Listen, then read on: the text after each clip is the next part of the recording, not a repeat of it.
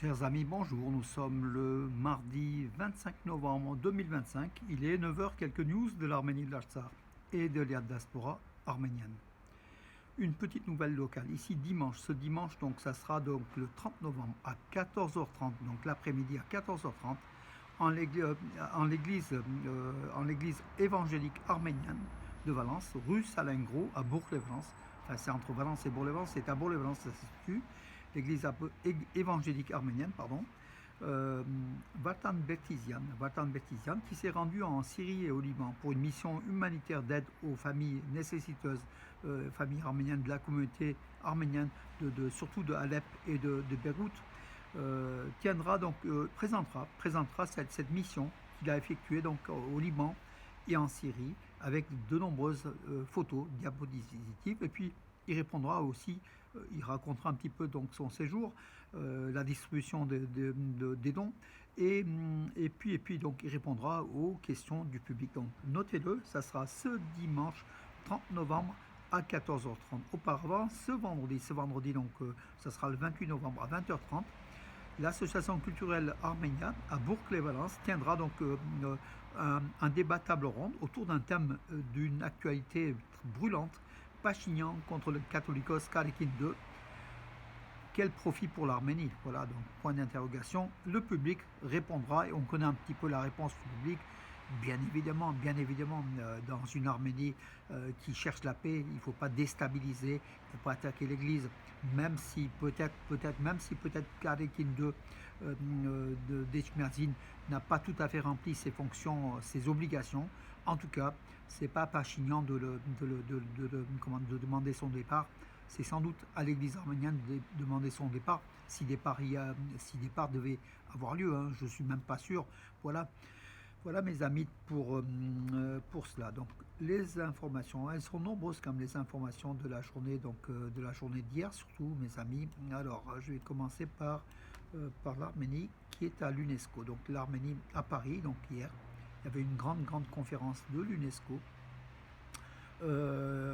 Donc l'Arménie a été élue pour la première fois de son histoire membre du comité du patrimoine mondial de l'UNESCO lors de la 25e session de l'Assemblée générale de l'UNESCO des parties, la convention concernant la protection du patrimoine mondial et culturel et naturel tenue au siège de l'UNESCO à Paris. L'Arménie a été élue pour la première fois membre du comité du patrimoine mondial, information communiquée par le ministère arménien des Affaires étrangères. Donc en fait, sur 161 pays, l'Arménie a recueilli 105 voix, ce qui est quelque chose d'assez important, voilà, qui témoigne de la grande confiance de la communauté internationale envers l'Arménie en matière de préservation du patrimoine culturel. Mais il y a un autre événement qui nous a quand même un petit peu attristé. L'Azerbaïdjan, qui détruit le patrimoine culturel arménien de l'Artsakh, a été élu également membre du comité du patrimoine mondial de l'UNESCO, donc toujours hier, voilà, au même rang que l'Arménie.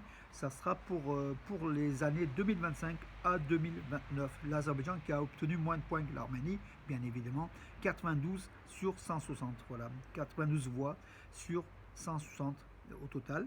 L'Arménie, j'ai rappelé, c'était 105. Hein. Voilà mes amis, donc c'est quand même une honte que l'Azerbaïdjan, qui détruit le patrimoine arménien de l'Artsakh, puisse être élu comme ça, au même rang que l'Arménie, à ce niveau-là, au niveau de l'UNESCO, de la protection du patrimoine, alors que l'Azerbaïdjan fait tout le contraire. Et il y a des preuves à l'appui que l'UNESCO connaît. L'UNESCO n'a même pas pu aller inspecter le territoire occupé de l'Artsakh pour confirmer ou infirmer les accusations contre Bakou, qui détruit régulièrement le patrimoine culturel, historique et religieux arménien de l'Artsakh. Voilà, donc pour la communauté internationale, l'Azerbaïdjan et l'Arménie, c'est au même niveau. Voilà. Le mauvais et le bon, c'est au même niveau. Donc voilà, c'est un petit peu comme c'est compliqué cette stratégie de la réelle politique mondiale qui ne tient pas compte réellement de l'état d'esprit des peuples et de la, comment dirais-je, de la, je ne vais pas dire de la gentillesse, de la bonne volonté de certains peuples par rapport à d'autres qui sont pas vraiment le peuple, sont surtout par rapport aux dirigeants. Hein. Donc voilà, un dictateur ou un démocrate. Donc pour la communauté internationale, on a l'impression que c'est la même chose du moment où il y a du pétrole, il y a du gaz, il y a de l'argent, et puis il y a de la manipulation derrière, à coup de pétrodollars, bien sûr. L'Arménie ne participera pas à l'OTSC, donc au sommet de l'OTSC à Bichkek. Bichkek, c'est je crois au Kyrgyzstan, le 27 novembre, a affirmé Yuri Ushakov, le conseiller du président russe Vladimir Poutine. Voilà, l'Arménie sera absente à ce sommet de l'organisation du traité de sécurité collective, l'OTSC, mais l'Arménie ne participera pas, mais ses représentants ont informé les organisateurs qui ne s'opposeront pas à l'adoption des documents convenus lors de la réunion, a déclaré Yuri Ushakov aux journalistes. Le prochain sommet de l'OTSE se tiendra le 11 novembre 2026 à Moscou après Bishkek. Voilà. Une décision sera prise concernant le transfert de la présidence de l'organisation à la Fédération de Russie qui prendra effet du 1er janvier 2026. Voilà. L'Arménie boude bien sûr pour des raisons qu'on connaît. L'Arménie qui a demandé à cette organisation d'intervenir quand elle a été attaquée sur son propre territoire souverain par l'Azerbaïdjan. C'était en septembre 2022. L'OTSC n'a pas réagi. Voilà. Et derrière, c'est Poutine qui était déjà avec Erdogan et Aliyev qui négociaient pas mal de choses. Voilà. La conférence internationale de l'UNESCO, une nouvelle fois, donc Carrefour culturel, se déroulera à Yerevan le 27 et 28 novembre. Voilà, la conférence internationale Carrefour culturel se tiendra à Yerevan le 27 et 28 novembre à l'occasion du 20e anniversaire de l'adoption de la Convention de l'UNESCO sur la promotion et de la protection de la diversité des expressions culturelles. 12 pays participeront à cette conférence internationale de l'UNESCO à Yerevan. Voilà mes amis, donc une bonne chose aussi pour l'Arménie qui avance une nouvelle fois. La Fondation Aznavour, que vous connaissez, SOS Village d'enfants en Arménie, ont été les partenaires du soutien de la course caritative annuelle pour les enfants. Ça s'est déroulé au parc de la Victoire à Yerevan, donc à Hartanaki Bardes, sur les hauteurs d'Yerevan, à côté de Mayra Estan, mère Arménie, la statue. Voilà, donc la Fondation Aznavour s'investit aussi pour SOS Village d'enfants. Donc il y avait des jeux, il y avait des distractions destinés aux enfants et sans doute aux villageois ou aux jeunes. Voilà, donc bravo à la Fondation Aznavour qui en Arménie effectue quand même une mission importante. Voilà. Ils écrivent Yerevan par Yerevan. Nous avons soulevé la question à Bakou et discuté de la nécessité de neutraliser des divers facteurs de la provocation, affirme Narek Minassian. Narek Minassian fait partie de la délégation de la société civile arménienne, 5-6 personnes arméniens qui sont rendus donc par un avion arménien, qui sont rendus à Bakou, voilà, dans le cadre de Pont pour la paix, de dialogue. Voilà. Il y a 2 semaines, des Azéris civils étaient venus aussi en Arménie. Voilà, les Arméniens ont répondu. Ils ont aussi rencontré, comme j'ai dit hier d'ailleurs, Hikmet Agiev, le conseiller du président Aliyev, qui aurait quand même affirmé, bien sûr, qui aurait plaidé pour la paix entre l'Arménie et l'Azerbaïdjan, qui aurait affirmé que l'Azerbaïdjan n'a plus de revendications territoriales sur l'Arménie et qui aurait peut-être affirmé que la libération des 23 prisonniers de guerre serait peut-être, comment dirais-je, discutée, en tout cas vue peut-être pour une libération probable.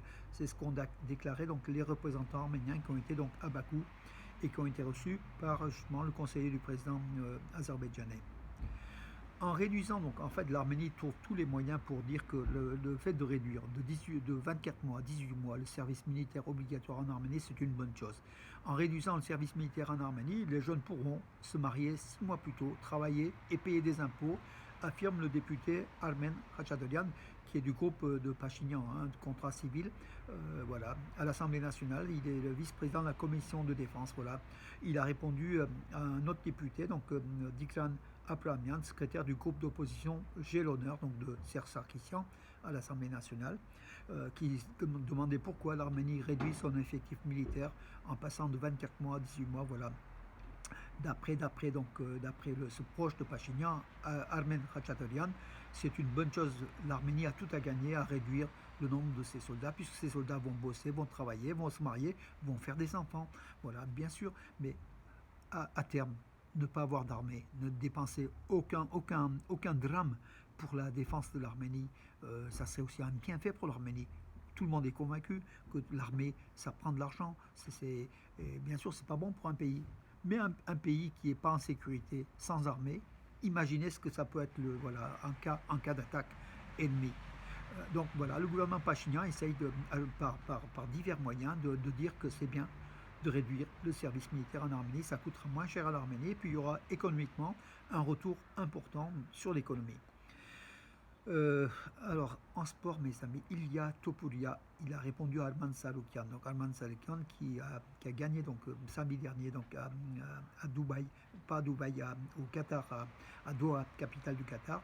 Il a gagné contre un Australien, donc un Néo-Zélandais, pardon, voilà, Jan Hooker. Et puis il défie maintenant le champion du monde en titre, le Géorgien Ilya Topuria. Il lui avait dit si ne te cache pas, sors, je vais t'affronter, tout simplement. Hein, voilà, c'est du Arman Zaloukian tout craché. Ils sont provocateurs, hein, les lutteurs du MMA, enfin du UFC, qui est le combat ultime. Hein. Et Ilya Topuria a répondu à chaque fois que tu me vois, tu te figes comme un canard apeuré. Ça vole pas très haut, mes amis. Le canard ne vole pas très très bien à ce niveau-là. En tout cas, voilà. Donc, ils se lancent des flèches tout simplement, mais ils vont s'affronter sans doute l'an prochain, après le mois de janvier. On verra. Et Arman Saroukian pourrait gagner le titre mondial. Il est numéro 1, hein, mais il n'est pas champion du monde. Voilà, donc le dilemme un petit peu dans ce UFC, mais voilà, il faut que les dirigeants de l'UFC puissent affirmer, donc qu'en janvier ou février ou mars, on verra, il y aura bien ce combat de Saroukian contre le tenant du titre mondial, le Géorgien donc Ilya Topuria, dont on a discuté hier soir à Radio Arménie, donc Radio Arménie Lyon. Il est sur les réseaux sociaux, hein, sur Facebook. Écoutez, donc aussi, il y avait une très très bonne interview par rapport au football d'Arménie avec un journaliste très très qualifié d'Arménie, mes amis. Voilà. Alors, d'autres informations sportives, écoutez, il n'y a pas eu d'autres informations sportives. Par contre, j'ai une autre information. Oui, la question des prisonniers pourrait recevoir une certaine solution, ont affirmé les membres de la délégation arménienne qui sont rendus à Bakou, qui ont eu, justement, comme j'ai dit, Hikmet Agiev. Alors, aussi par rapport à l'affiche du débat d'Arménia de ce vendredi, et puis la lutte entre Pachinian et contre le Catholicos Karakin II, l'Arménie paye une agence de relations publiques américaine pour attaquer l'église apostolique arménienne. Information de Harut Sassounian, un intellectuel militant de la cause arménienne, que tout le monde connaît, Harut Sassounian aux États-Unis. Voilà, il a déclaré que l'Arménie paye une agence de relations publiques américaine pour attaquer l'église apostolique arménienne. Tout est dit, mes amis, dans cette phrase, voilà, de cette attaque. Nicole Pachinian prépare les élections parlementaires, donc législatives de juin prochain. Il brigue, bien sûr, un autre mandat, troisième mandat, au poste de Premier ministre d'Arménie, et face aux opposants, et considère que l'église arménienne, que le catholicat arménien de l'église de Sainte-Echmiadzine est un opposant, parce que tout simplement il est soupçonné d'être pro-Moscou, pro-Pachinian, pro-Sarkissian, pro-Kocharian, avec aussi l'homme d'affaires Garabedian, hein, qui est en prison. Hein, voilà, donc Pachinian prépare sa réélection, voilà, par ses attaques contre le Catholicos Karakin II d'Echmiadzine. Voilà, mes amis, pour aujourd'hui. Je vous souhaite une bonne journée, une journée moins froide puisqu'on est toujours dehors, hein, comme vous le voyez, avec derrière moi un olivier. Et puis je vous donne rendez-vous à demain, mes amis. Bonne journée, parior.